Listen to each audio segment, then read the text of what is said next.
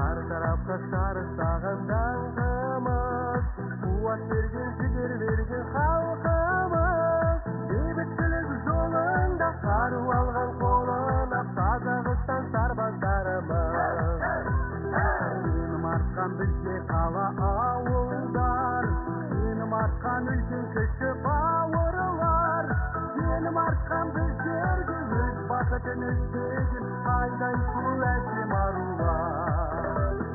Kızlar kızlar, arı kızlar, gözümde sözde esirgin sözde, şimdi bizim kötü durumlar. Kızlar kızlar, arı kızlar, gözümde sözde esirgin sözde, şimdi bizim kötü durumlar. Gürgür yetip kömür yetip aslanım, oran bolup evveliydi aslanım. Seni tapkan topu men babalardın solu men sarbazları Kazakistan'ın. Benim atkan bizge kala avulda, benim atkan ülken kişi bağırlar. Benim atkan bizlerge öz bakıtın istegen ayday kuvvetim arılar. Kızlar kızlar, arı kızlar, gözümde sendekte esirgin sözde, ellerimizde kötü durumda. Kızlar kızlar, arı kızlar, gözümde sendekte esirgin sözde, ellerimizde kötü durumda.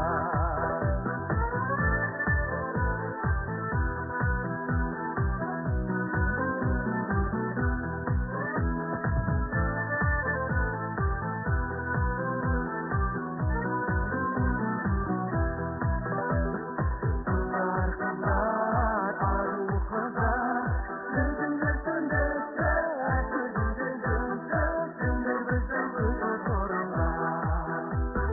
Kızlar kızlar, arı kızlar, gözümde sendekte esirgin sözde, ellerimizde kötü durumda. Kızlar kızlar, arı kızlar, gözümde sendekte esirgin sözde, ellerimizde kötü durumda.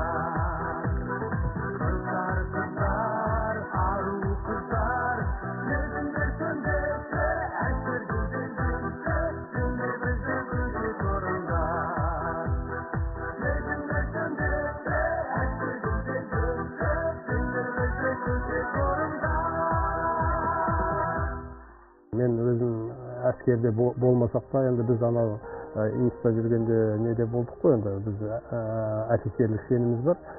Дегенмен осы айтатынымыз айналып келгенде орыстың жаңағы әскери тақырыптағы әндері болғандықтан осы қазақшада бірдеңе керек шығар деп өз көңілімнің түбінде жүретін.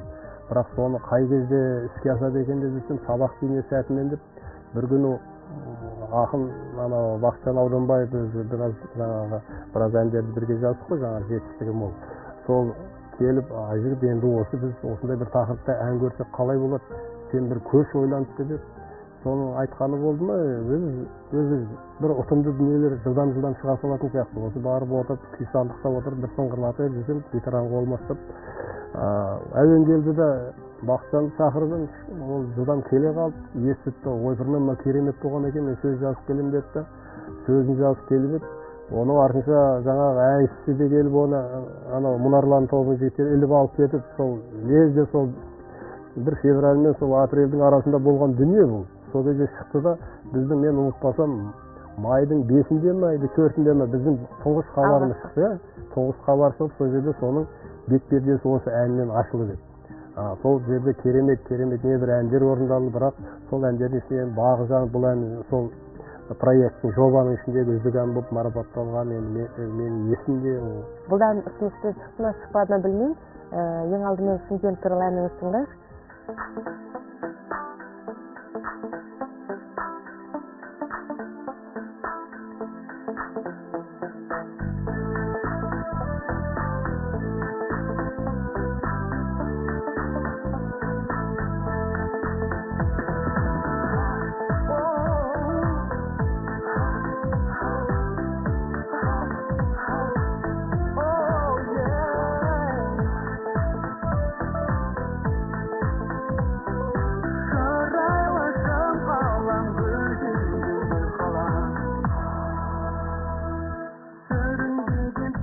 қалам, өнегелі өткені, жасыл желек шым қалам, берекенің мекені.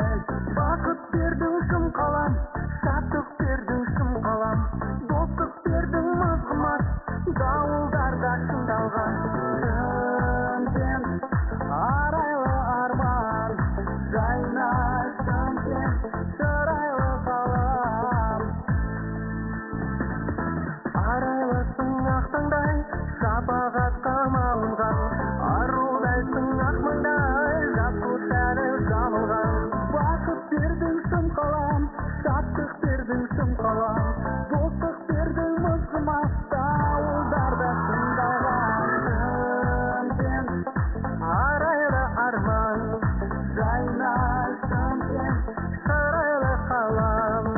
Шымкент, арайлы арман, жайнаш Шымкент, шырайлы қалам.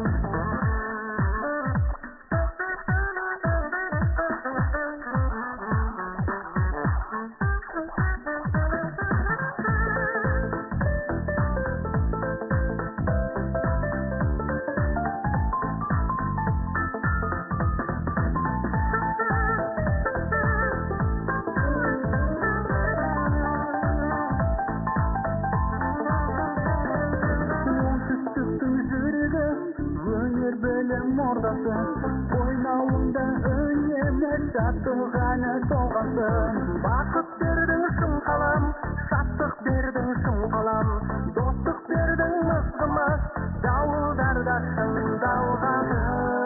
Шымкент, арайлы арман, жайнаш Шымкент, шырайлы қалам. Шымкент, арайлы арман, жайнаш Шымкент, шырайлы қалам. Бақыт бердің шым қалам, шаттық бердің шым қалам, достық бердің мызғымас, дауылдарда шыңдалған. Шымкент, арайлы арман, жайнаш Шымкент, шырайлы қалам. Шымкент, арайлы арман, жайнаш Шымкент, шырайлы қалам. Шырайлы шым қалам, гүлденген қалам. Шырайлы шым қалам, гүлденген қалам. Мен енді бұл Шымкентті айналып өтіп кетсем, бұл менің сазгерлігімнен не құны бар деген сияқты бір ой келеді да.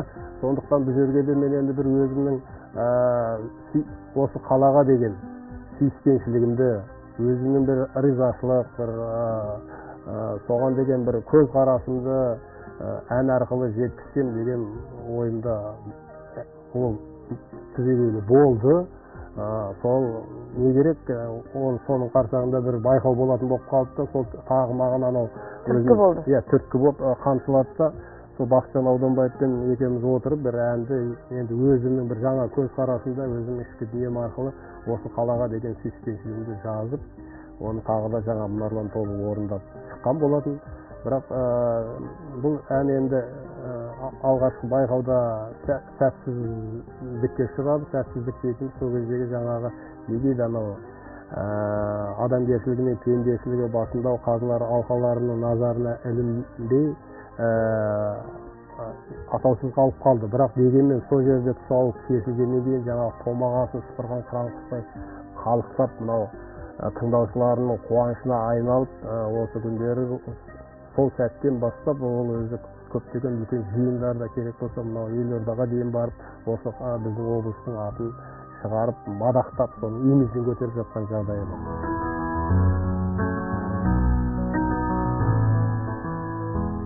Осы Айжігіттің патриоттық әндеріне байланысты республикада өткен, соны жүлдегер болып келді. Бұл Айжігітіміз енді бұлай айтсақ өз инженер, бір жағынан сазгер. Енді мен ойлаймын, сол екеуін үйлестіріп алып қойған өте бұл қиын. Бізде бар, мысалға мен ойлаймын, что мына осы мамандықпен, сазгерлік мамандықпен бір консерватория оқып, кәсіби деңгейде осындай жүректен шығып жатқан әндер болса, онда тегі жаңағы Айжігітіміз, о қазақ эстрададан бір-ақ өтеді жаңағы. Мынау кеңестік шекертермен бірге жаңағы отырып. Ал енді өзі инженер болғасын, мен ойлаймын, мынандай өзінің жүректен шығып жатқан әндері мынау действительно өте халықтың жүрегіне сіңіп, халықтың оңтүстіктің бірегей оңтүстіктің жаңағы көрермендері емес, бүкіл республика танылып жатқан сазгер деп айта аламыз. Неге десеңіздер, осы бүкіл жаңағы өтіп жатқан мынау шаралар республикалық деңгейде, облыстық деңгейде, халықаралық деңгейде өтіп жатқан шараларымыздың бәрінде жаңағы өзінің орны атсалысып жүзеге атанып келе жатыр. Оның ішінде мен ойлаймын, жаңа Айжігіт біздің табиғатымызға, мынау ауданымызға, қаламызға арнап жазған көп әндері бар.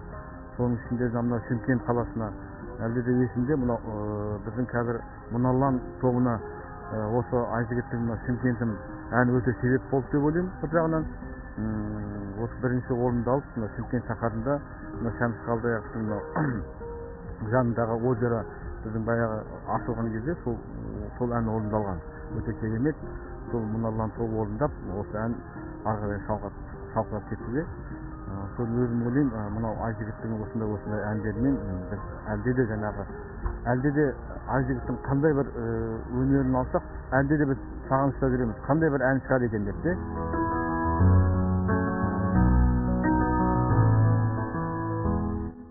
Соңғы кездері деп айтайын, той тақырыбына қарай көбірек ойысқан сияқтысыз. Енді бұл бүгінгі нарықтың, заманның сұранысы ма, жоқ әлде сіздің мынау жасыңыз келген сайын тойға деген көзқарасыңыздың ерекшеленгені ма?